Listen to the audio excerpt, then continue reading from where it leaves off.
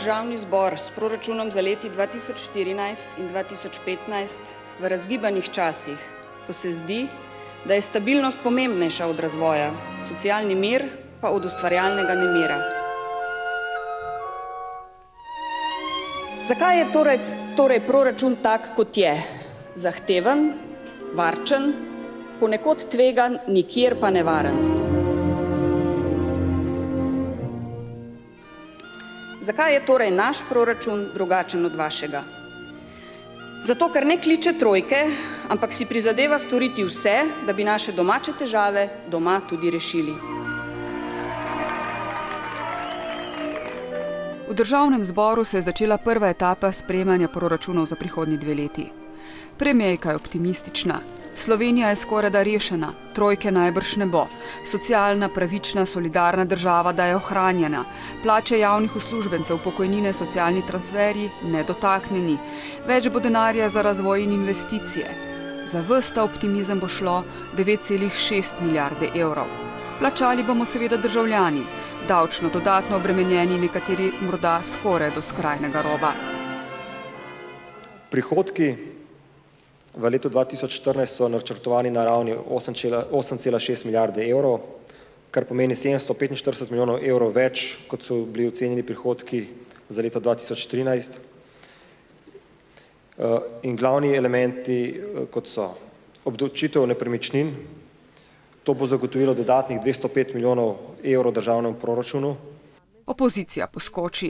Težko verjamem, da je ta proračun vzdržen za državljane Slovenije. Je ves primanjkljaj pač umetno znižan z napihnjenimi prihodki. Makroekonomski pogoji se poslabšujejo, to so napovedi tako Umarja kot Banke Slovenije. Ta proračun je bolj podoben švicarskemu siru kot pa nekemu realnemu proračunu.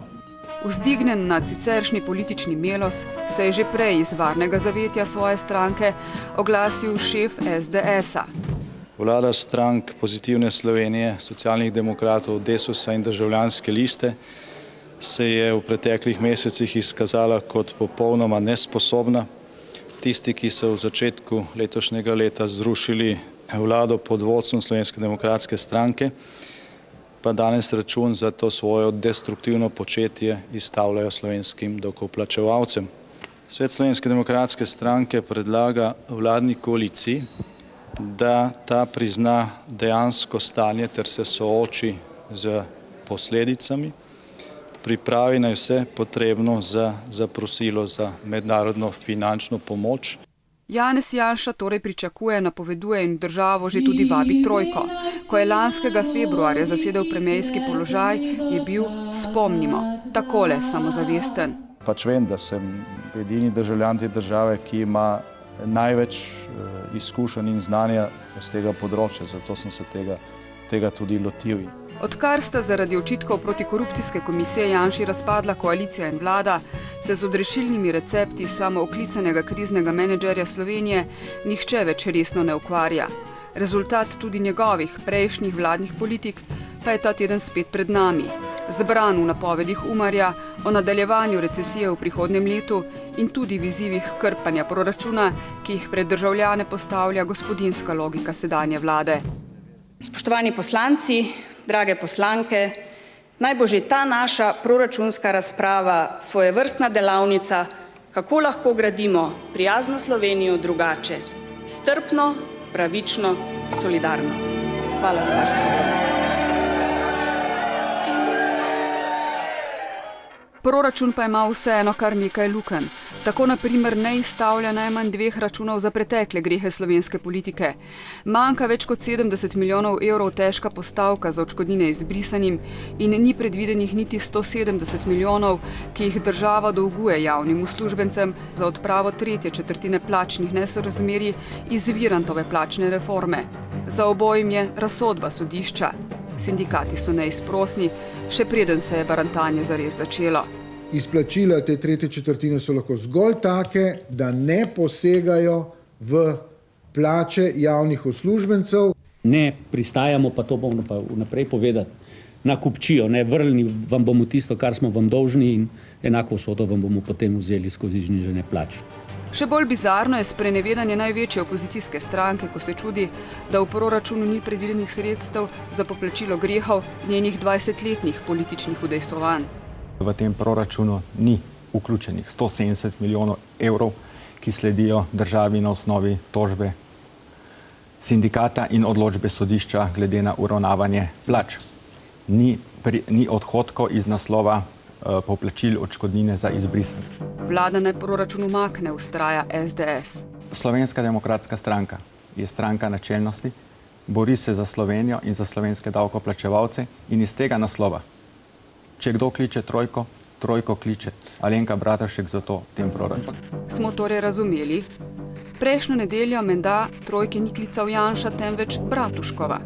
Svet Slovenske demokratske stranke predlaga vladni koaliciji, da ta prizna dejansko stanje ter se sooči z posledicami, pripravi naj vse potrebno za zaprosilo za mednarodno finančno pomoč. Pred vrati je davek na nepremičnine. Minister za finance od njega nikakor ne namerava odstopiti. Pobrati kani 205 milijonov evrov. Glede na raven obdavčitve dohodkov in pa potrošnje v Sloveniji, kjer smo v povprečju ali celo nad povprečjem drugih evropskih držav, smo pri obdavčitvi nepremičnega premoženja daleč pod povprečjem. Povprečna nepremičnina bo po novem obdavčena 2-krat bolj kot doslej. Prazna stanovanja, črne gradnje 3-krat bolj. Kmetje so bili pri lobiranju že uspešni. Namesto 60 milijonov bo država od kmetijskih zemljišč iztržila le 15 milijonov evrov. A tudi s tem kmetje niso zadovoljni. So seveda kmetijske zemljišča ob večjih mestih, ob morju, zelo več vredna po tem vrednotenju, kot pa tista nekje drugje, čeprav ena in druga lahko dajo enak pridelek.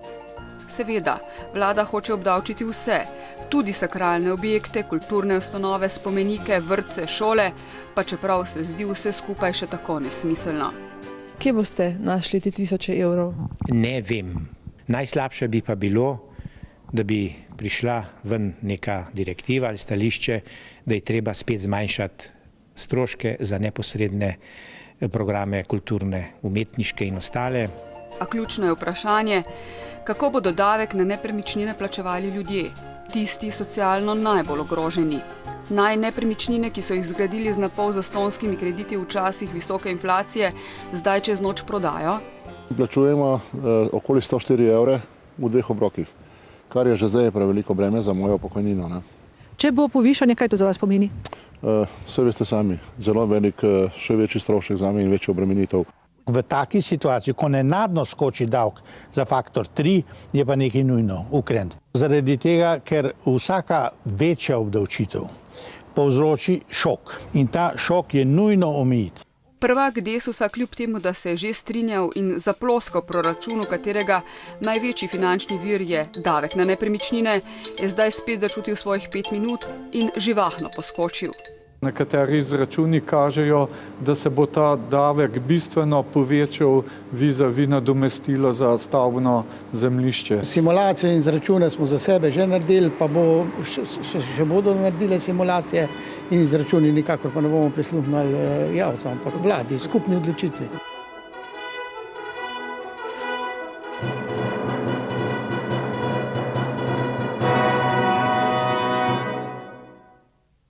Tako se je začela v Sloveniji tudi sezona lova na male davčne goljufe. Nekaj gostinskih lokalov po Sloveniji so nenapovedano obiskale mobilne davčne inšpekcijske enote in 2 na Koroškem za nekaj ur zaprle vrata. Podobno je bilo v središču Ljubljane.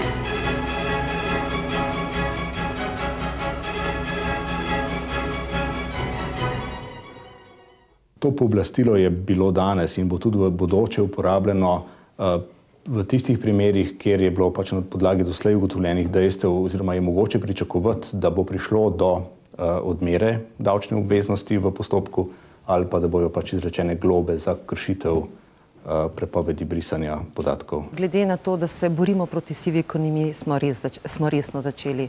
Pri vsakem inšpekcijskem pregledu sodelujeta 2 inšpektorja, informatik, en predstavnik mobilne enote in izterjevalec, vkolikor je davčni zavezanec tudi davčni dolžnik. Za te hujše davčne kršitve pride lahko globa od 20 do 250 tisoč evrov.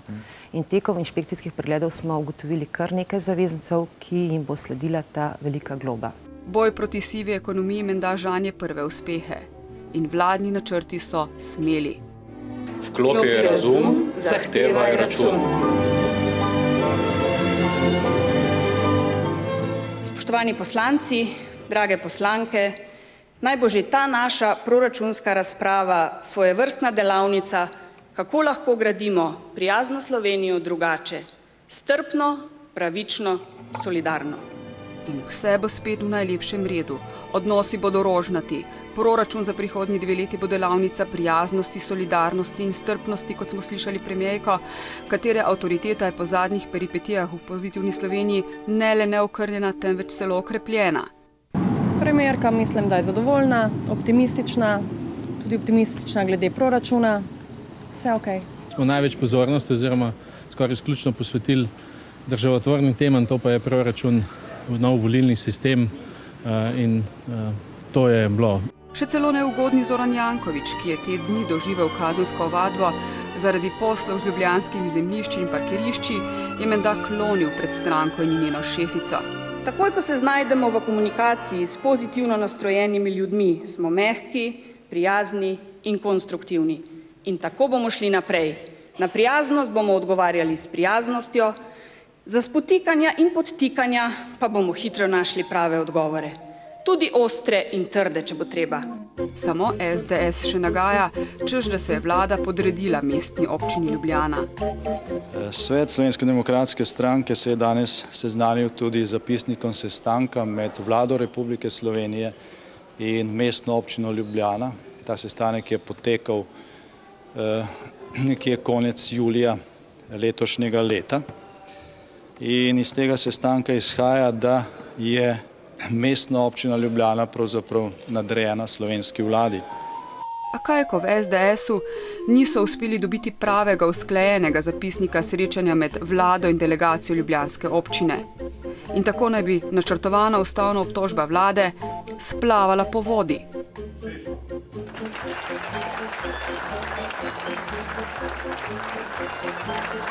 Nesmiselna in drobna dogajanja med eno opozicijsko in eno vladno stranko ljudi ne zanimajo več.